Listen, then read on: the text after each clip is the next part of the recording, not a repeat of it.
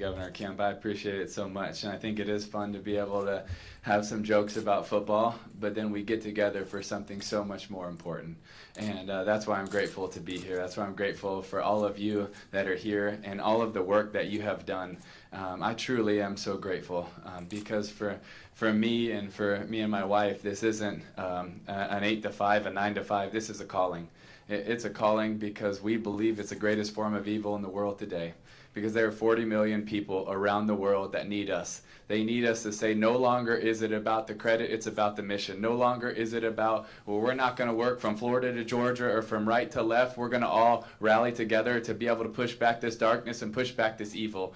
And you probably hear from my tone that I'm pretty passionate about it because eventually we have to say, not on our watch, not anymore. And so our goal in this is really three forms. It's proactive. We got to support the families before they get in a desperate situation where they do something that eventually they're going to regret. Number two is that we got to be part of the rescue. When kids are sold, girls, but sometimes boys as well, we got to be part of that rescue mission. You know, that's one of our non-negotiables is we're on a rescue mission. You see, when you say rescue mission, it puts a timeline on it.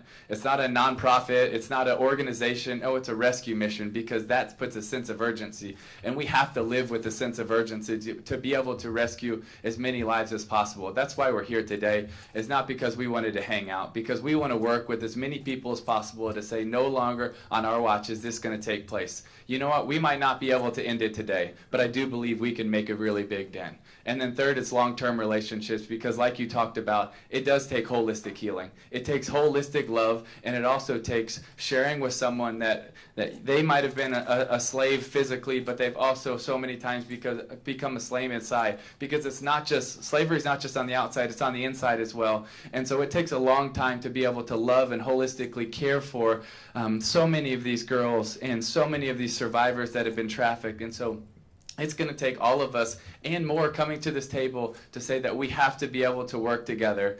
Because I think one of the saddest things for me is so many times these survivors have forgotten their worth. Because they have been told and they have been shown over and over again that you're only worth and there's a price. You know, the reason why we got into this was because 8 years ago my dad was preaching in a remote country, and there were 4 girls that he was next to that were being sold. And he took out all the money off his wallet, which was $1,250, and he bought those 4 girls. And then he called me and said, I just bought 4 girls. And not really sure what to do now. And I said, that's okay, Dad, we got your back. And so we built our first safe home, and then with the 4 girls and supported them, and then got 4 more and 4 more, 4 more. And you know, I'm so grateful for that day because it opened my eyes to what is happening around the world. And I think our goal should be to open more people's eyes because we need an army of people to say no longer is this going to happen. And that's really our goal, is to create an army of people that are committed to this fight.